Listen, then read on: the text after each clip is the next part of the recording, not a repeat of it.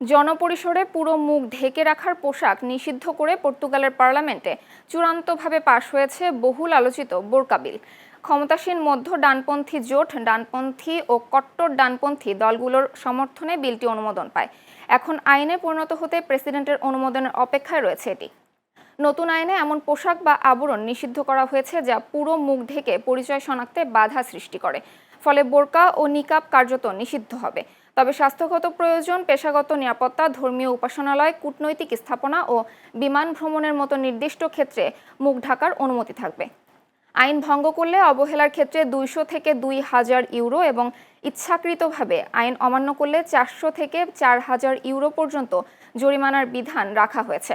কাউকে জোর করে মুখ ঢেকে রাখতে বাধ্য করলেও রয়েছে কঠোর শাস্তির ব্যবস্থা।